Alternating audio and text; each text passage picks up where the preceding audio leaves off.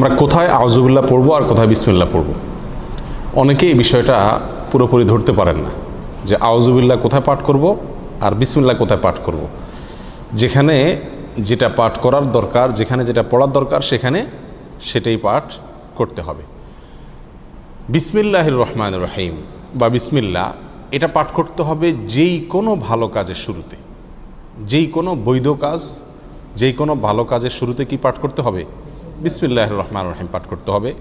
বিশেষভাবে কোনো হাদিসে কোনো আমলের শুরুতে বিসমিল্লাহ পাঠ করার কথা বলা আছে, সেখানে সেই আমলের শুরুতে, সেই কাজের শুরুতে বিসমিল্লাহ পড়তে হবে। যেমন খাবারের শুরুতে বিসমিল্লাহ পাঠ করতে হবে, মসজিদে প্রবেশের সময় বিসমিল্লাহ পাঠ করতে হবে, বাসায় ঢোকার সময় বিসমিল্লাহ পাঠ করতে হবে, বাসা থেকে বের হওয়ার সময়ও কি করতে হবে?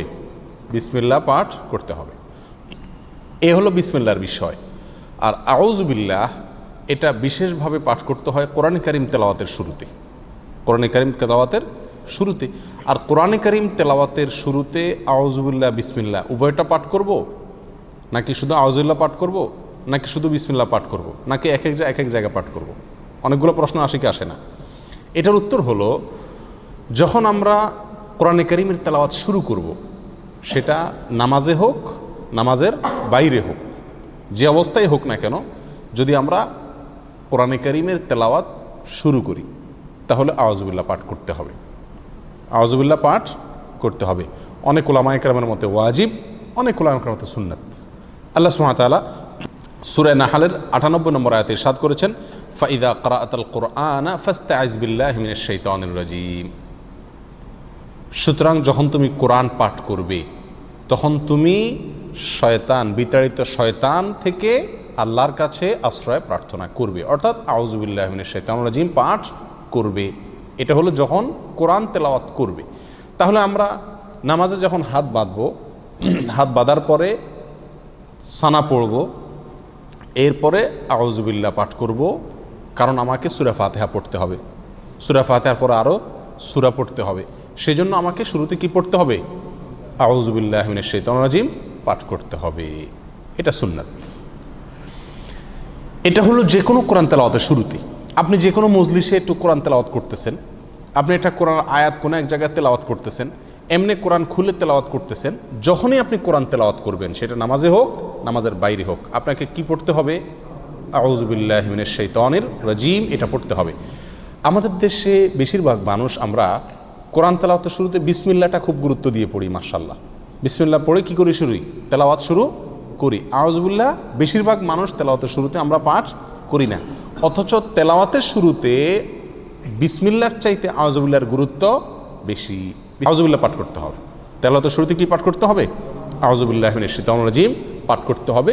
সেটা আপনি সূরার শুরুতে পড়ুন, সূরার মাঝখান থেকে পড়ুন, এক আয়াত পড়ুন, আধা আয়াত পড়ুন, কোরআনের যে অংশই পড়ুন না কেন, যখন শুরু করবেন কি দিয়ে শুরু করতে হবে?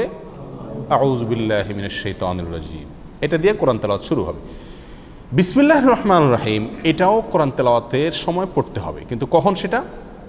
বিসমিল্লাহির রহমানির রহিম কোরআন তেলাওয়াতের সময় পাঠ করবেন সূরার শুরুতে। কিসের শুরুতে? সূরার শুরুতে। সূরা তাওবা যেটা 10 নম্বর পারায় আছে, এই সূরার শুরুতে শুধু বিসমিল্লাহ নাই, সেখানে আউযুবিল্লাহ দিয়ে শুরু করবেন যদি ওখান থেকে তেলাওয়াত শুরু করেন। আর যদি আগে থেকে তেলাওয়াত শুরু করেন, সূরা মাঝখানে পড়ে, তাহলে কিছুই পড়তে হবে না, ঢালাওভাবে পড়ে চলে যাবেন। আর অন্য যে কোনো সূরার শুরুতে, কথার কথা, আপনি নামাজের ভিতরে সূরা ফাতিহা শুরু করতেছেন, তাহলে সূরা শুরু, তাহলে এখানে আউযুবিল্লাহ পড়বেন, পরে আবার কি পড়বেন? বিসমিল্লাহ পাঠ করবেন। আপনি সূরা ইয়াসিন তেলাওয়াত করতেছেন, তাহলে ইয়াসিন ওয়াল কোরআনুল হাকিম পড়ার আগে আপনি কি পড়বেন?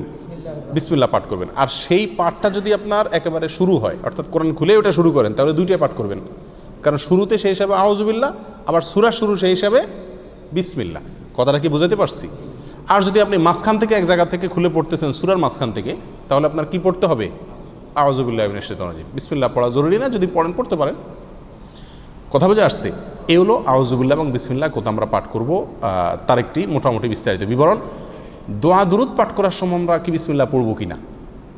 অনেক দোয়া আমরা পড়তে হয় নাকি?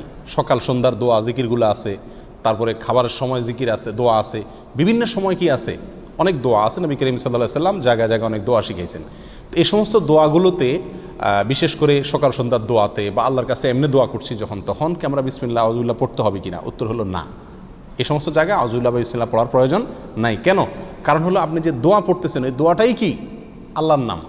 ওই দোয়া পড়া মানেই হলো আল্লাহর নামে জিকির করা, অতএব সেখানে আবার আল্লাহর নাম নিয়ে আলাদা জিকির করার প্রয়োজন নাই। আর তাছাড়া সে সমস্ত জায়গায় এই বিসমিল্লাহ পাঠ করার কোনো নির্দেশ কোরআন এবং সুন্নায় বর্ণিত হয় নাই।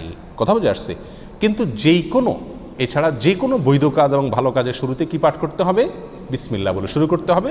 হাদিসে আসছে নবী সাল্লাল্লাহু আলাইহি ওয়াসাল্লাম ইরশাদ করেছেন, কুল্লু আমরিন যী বালিন লাম ইউবদা বিবিসমিল্লাহি ফাহুয়া আবতার ওয়া ফি রিওয়ায়াতিন ফাহুয়া আকতা। যে কোনো কাজ যদি তার শুরুতে আল্লাহর নাম নেওয়া না হয়, বিসমিল্লাহ বলা না হয়, তাহলে কাজটা অপূর্ণাঙ্গ থেকে যায়, ওটাতে বরকত থাকে না, কল্যাণ থাকে না। এই জন্য যে কোনো কাজের শুরুতে কি পাঠ করতে হবে? বিসমিল্লাহ পাঠ করতে হবে, যদি সেটা বৈধ কাজ হয় অথবা যে কোনো ভালো কাজ হয়। আল্লাহু আলাম।